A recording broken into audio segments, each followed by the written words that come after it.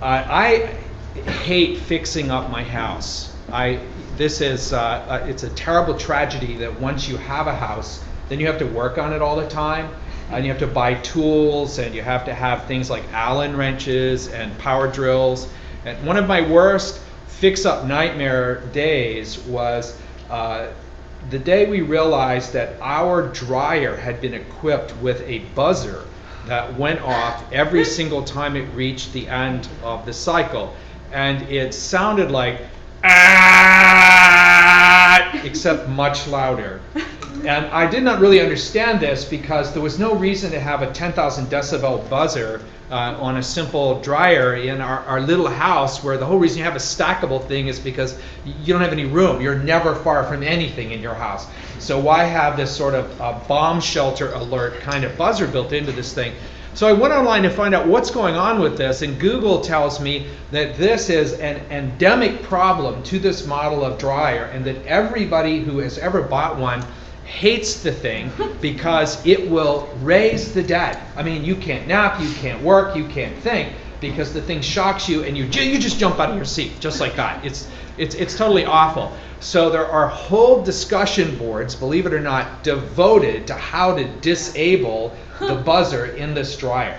And every home handy person who has an interest in it has gone online with suggestions, wiring diagrams, schematics. And so when I was doing my Google research, I actually came across one of these wiring schematics, and the accompaniment of it was a diagram that showed the various parts. This is the inside of just one part, one small part of my dryer. Now, where are my Cal engineers when I need them? Because I look at this, and to me, this is hieroglyphics. This is it's insanely complicated, and I just despaired in my heart. What am I going to do about this? Because Janet is going crazy with this buzzer. It's driving her nuts. Anything that drives your wife nuts drives you nuts. There's no such thing in marriage as solo insanity. It's all or nothing. And so I'm being driven crazy by the fact that she's being driven crazy. And I find this thing and I'm like, you just gotta be kidding me. It's just a 30-cent buzzer inside a piece of sheet metal, and I have to wade through this to be able to, to disable it. And I thought about this for days, what I was going to do with it, and it began to occur to me that this is really iconic of so much of my life. The pressure of complexity, and how difficult everything is, and how many choices we have, and how overwhelming all of that is. And while we lay down our lives to secure more and more and more choices, once we've got them, the implication of that is more and more pressure and more to lose, because now we have things to give up that we never had before. That's why you go to a university. You don't go to Cal for fewer choices. You go for more. But once you've got them, you have to live with the baggage that choice brings along. Now think just about technology. When I was your age, I was in a university too, although this was before the discovery of writing, so it was rather primitive compared to what happens in Cal. We had one computer for everybody. The only time I ever saw a computer during my university years, which were numerous and checkered, was in a sealed glass room in my university's library, and all the computer would do was allow a database search of one newspaper in another city over a telephone line and print it out in these huge sheets for you. There wasn't even a screen on it. There is more computing power in the phone that is in my hip pocket right now than there was in that entire room in 1975. The changes are just absolutely unbelievable. But with those changes have come batteries that have to be recharged, databases that have to be synced with the online version and also with the desktop, so many passwords that I've now had to buy a security program just to store my passwords because I have so many of them to be stolen now. My whole life could be demolished by one identity thief. Now I have to learn how to use the software to secure my passwords against the people who know how to hack password software. free applications for which are available on the internet 24 hours a day. In this maelstrom of options that we live in, the average American has 2.5 credit cards, the same number of children if they're an adult married person. The average American has 8 coffee mugs that they receive for free. Are you seeing where this is going? If you've got 8 mugs that you got for free, I think you need an intervention. I mean, and here we are contributing to the problem by giving out espresso mugs if you're visiting with us today. But it just shows how you're involved in so much junk that they're loading your trunk with mugs to take home so you'll remember their logo and their website. And that's just the hardware side. On the relationship side, a recent Pew Foundation study finds that the average American has 634 ties or links in their social network. Now that's not Facebook social network, that's all your relationships. If you would, and of course Kevin Bacon is in there somewhere. But if you would map them all out, you have about 635, 650 people in the total constellation of the folks that you know. Now if you don't use the internet, that would be my mom, you have more like 500. If you do, you're up higher, but the two together averaged are in the mid-6s someplace. That's too many people. That even if Kevin Bacon's a great actor, that's just too many people.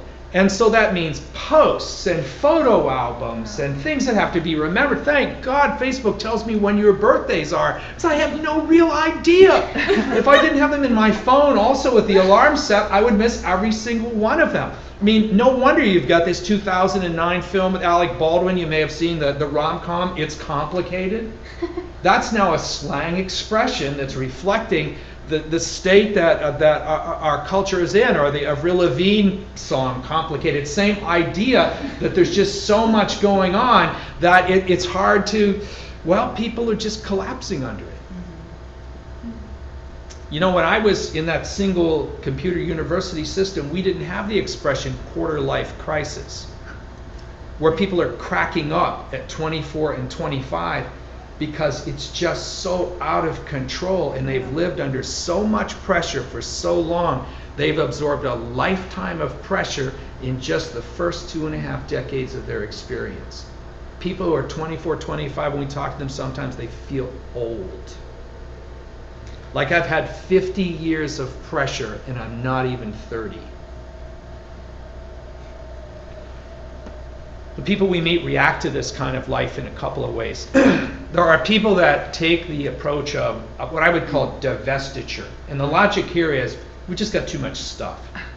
And the way we could be happy and the way we could achieve peace of mind is by just throwing some of our stuff overboard, divesting ourselves of it. And so we could downsize our home. Of course, if you live in Berkeley and you downsize, you go right to the vanishing point because it's so small. Not really a fair comparison here. And we could have a big yard sale. It's another Berkeley thing, and we could sell all our stuff out on the sidewalk or just park it out there. You know how we do? We call that recycling with a capital R. You take your old sneakers out there and put them on the curb, and somebody else will get to reuse them, right? And then we could throw the television in the San Francisco Bay, and we could cancel all our subscriptions to everything, and we could stop going to Berkeley Bowl to shop, and we could all become farmers who grow organic tomatoes in window boxes made out of recycled plastic bags. And what this would do is this would reduce the amount of stuff we have so much, and consequently reduce the choices we have so much, that our lives would be simple, and out of simplicity would come happiness. And I have friends that have gone this route, and they're in my 634 relationship connections someplace. And you know, there's a lot to like about it. There's a lot of positives to having less stuff to manage, no doubt about that. But I don't know that that's where most of us are really ever going to go and stay in the long run, because even in your dreams you hear Amazon calling you back. So I think most people look at the divestiture route and say, too radical. You know, organic tomatoes grown with compost made from the waste from the cheese board. Too much for me. So they would go around, I'd call it management, which just says, all right, look, this is the way society is. We got a lot of stuff, we got a lot of choices. People have waited thousands of years to have the stuff we have the choices we have. Here it is, we just have to deal with it. So what I'm going to do is I'm going to put all my bills on auto pay. That'll simplify my life. Sure it will, till your debit card expires. Then you spend 6 weeks online updating all of your information so your auto pays work and you miss a whole month of payments along the way. I'm going to make sure that I've got all of my old pictures backed up online on Flickr or something so I don't have to manage them on my desktop. I'm going to set up all my software to have automatic updates. Everything's going to be automatic. And through the use of careful management and automated whatever, I'm going to have a life that is much simpler. Except our experience is that the more space we make in our lives that way, the greater the vacuum, which tends to be filled with even more choices and even more stuff and even more things that have to be managed, and I end up actually deeper in the hole rather than farther ahead. I had this experience myself this week. I am going to solve all of my life issues by downloading the new OS for my Mac. Yes, the New Jerusalem is descending foursquare. The kingdom of heaven has arrived. Apple has issued a new operating system update. Hallelujah. So I go online the night it comes out, because that's a story you have to be able to tell later. I download it, which takes, my first clue that something is wrong is that the download is taking like 3 hours. I don't know about this. Maybe this is, well, we'll put it in. So I install the whole thing, and as soon as I have it in, I'm ready for my life to be simpler, my computer to be faster, my software to be more elegant, the screen to have better resolution. I open up Lion, and I have spent the last 10 days looking at pinwheels.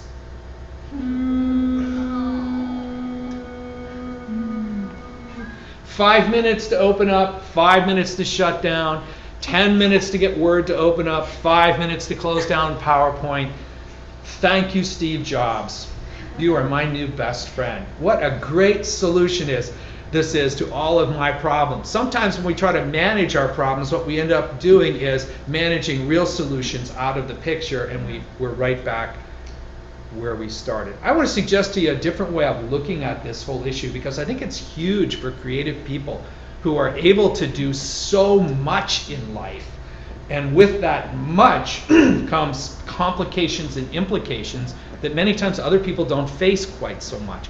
I want to suggest that we look at the concept of complication not as a management issue, but as a spiritual issue that has to be addressed in a spiritual way, regardless of whether you decide to grow organic tomatoes or you like auto pay systems or whatever. Those are just outcomes. At its root, the issue is in our hearts and inside ourselves. In a part of the New Testament called 2 Corinthians, a man named Paul wrote to a group of people who were following Jesus in the Greek city of Corinth in the first century. God inspired him to write these words to these people. And the reason he wrote to them was that he had started, we would say, the very first congregation of people following Jesus in this ancient city in the Roman Empire.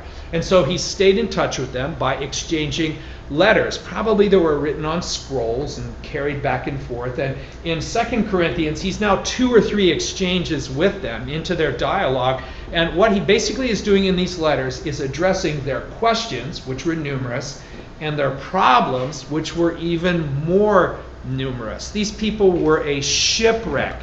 They had every social problem you can imagine, some that you wouldn't want to imagine. They were involved in conflict and strife. They were suing each other. They were having almost riots when they would get together for their dinners. The rich and the poor weren't getting along. They were hedonists. They were being pulled back into the culture that they had come out of. Their conduct was just really not much different from the conduct of people outside of faith, which has perpetually been the problem of the church. And so he writes to them sometimes in pretty stern ways. And in this 11th chapter of 2 Corinthians, Paul, the founder of this group, addresses them in these unusual words.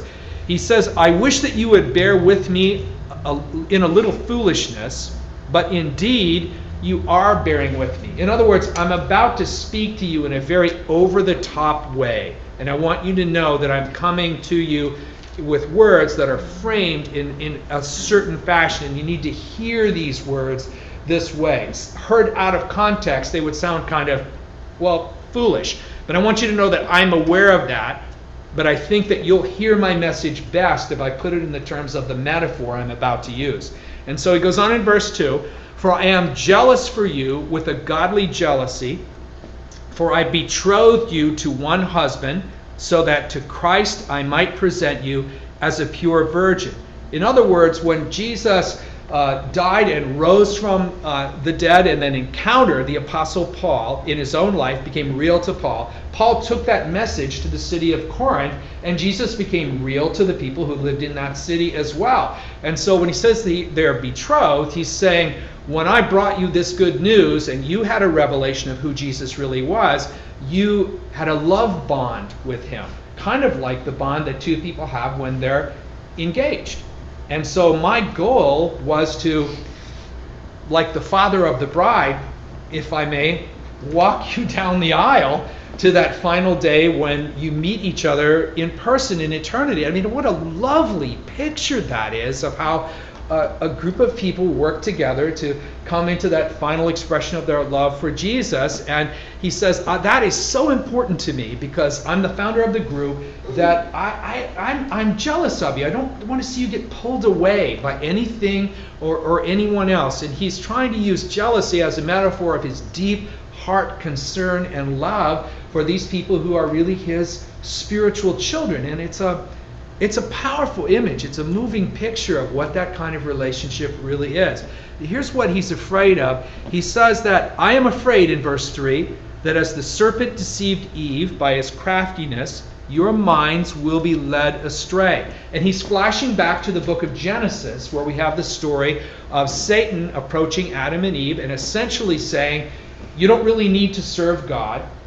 If you go to the one tree that God has forbidden you to eat the fruit of, which is the tree of the knowledge of good and evil, and you partake of that fruit, you're going to have that knowledge of good and evil too, and you will be like God yourself. And so the original temptation, and the thing that is still in the heart of people, is the question of who really is God.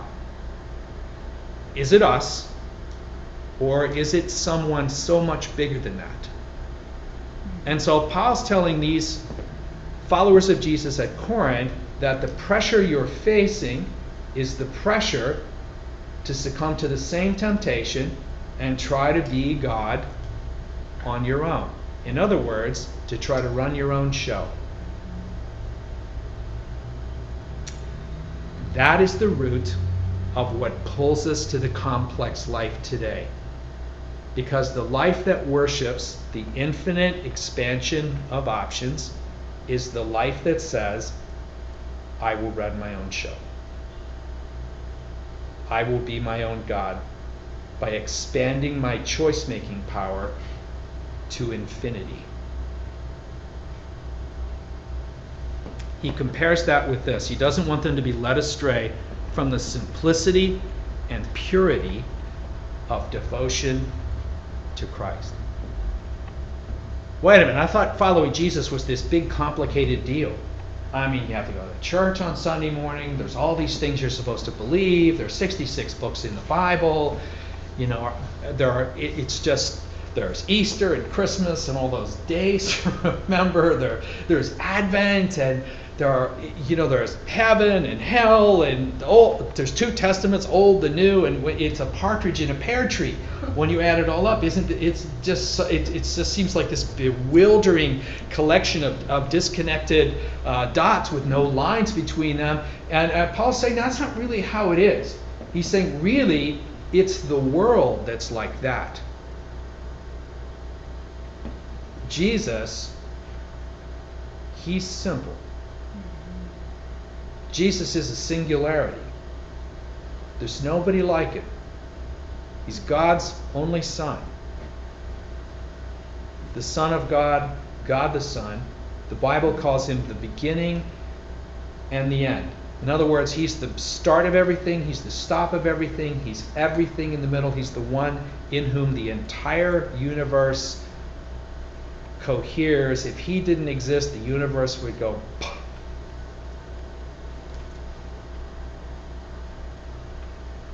Simple. Well, we went to IKEA and we thought our problems were solved. Jeff and Erica did a great job picking out our stuff and diagramming it. Jeff did a great job organizing our purchase. And we got all of our furniture of the living room variety in an hour and 45 minutes because a bunch of us worked together. It was awesome. We got on those great IKEA carts with the blue handles, the one you're just dying to jump on and have a race, down the aisles, and everything. And we took it to them, and they delivered it the next day for $59. I mean, just unbelievable. An hour and 45 minutes, $59. Everything is moved in. It's all great. And then the work began. We have been assembling furniture for 3 days. An hour and 45 minutes of purchases. And I was a little concerned about it too. And my assignment was the chairs back there. And when I opened up one of the chairs, I found the instructions to it, which we can bring you by way of the miracle of video projection this morning. And I discovered that IKEA instructions are just a little different from dryer buzzer instructions. The IKEA instructions, whoever wrote these, they get me. They totally get me. I am not a Cal engineer. I do not have electrical and mechanical or petroleum related understandings. I'm not mechanical at all. So when I unwrap this thing and it just comes in a big cardboard box, you don't know what's in there. I tear all the paper off and I'm thinking, oh great, I'll be here for like 3 hours, trying to stretch the leather over this and get the stitching over that. And then I open these instructions and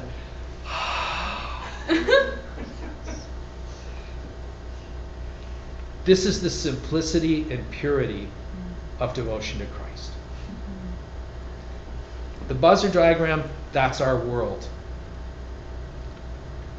The relationship with Jesus is the IKEA chair. There's just not that much to it except devotion. Jesus didn't come to build a fan base. He came to ask people for complete submission, to release their lives into his life, to bow the knee before him, and in faith, simply reach out and say, Lord, I want to be completely yours. I want you to be completely mine. I want to take the leg and screw it on the bottom of the chair. You get me. That's why you've sent this diagram and not the buzzer diagram. Tuesday we had our in and out prayer meeting, and when you pray, it takes care of all your problems.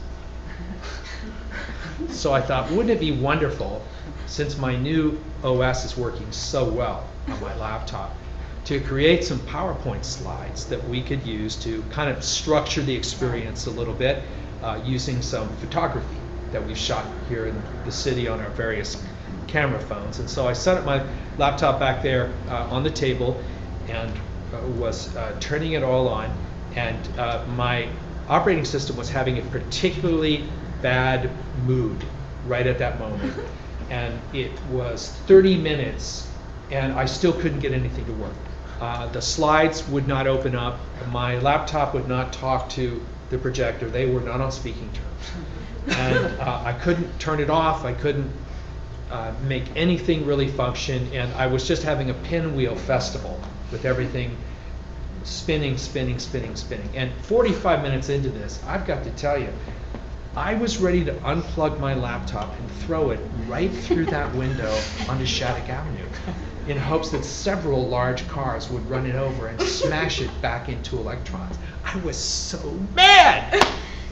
I thought, this is just great. This is supposed to be the prayer meeting. We're supposed to be all holy and righteous and sanctified in here and, asking God for things and being very religious and quiet and all of this type of stuff, and here I am. I'm ready to throw large aluminum objects at people because this thing is just driving me nuts. How could a prayer meeting get so complicated that you lose your soul by going to one? What have we created, some kind of monster here? I mean, what is wrong? Oh, right, and I'm in charge. Thank you very much. So I was having a bad time at the beginning, and I just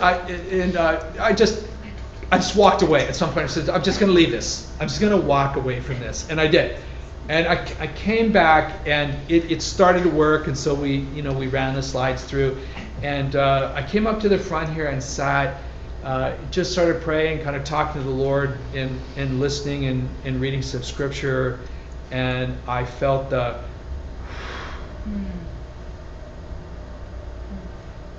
IKEA chair.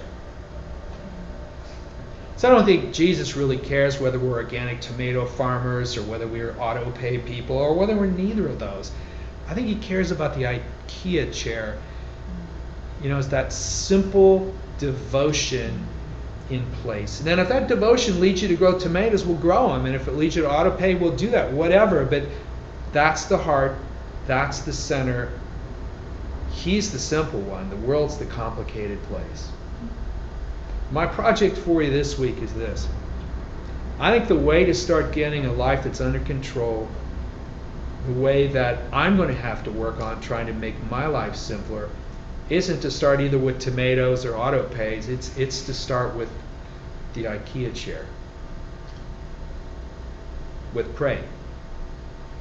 Maybe, can I say this? Praying that doesn't require quite so much talking. God bless mommy, God bless daddy. Maybe if I just listened a little more and talked a little less and just spent some time with Jesus, just the two of us, that IKEA chair feeling. Every time I do that, the simple comes back. And when I don't, all I hear is a loud, complicated, dysfunctional world clawing at me, trying to pull me away, trying to tear me down, the same way that the Corinthians were at risk of being destroyed. I wonder if perhaps when Satan tries to destroy us, one of his first moves is to make our lives complex.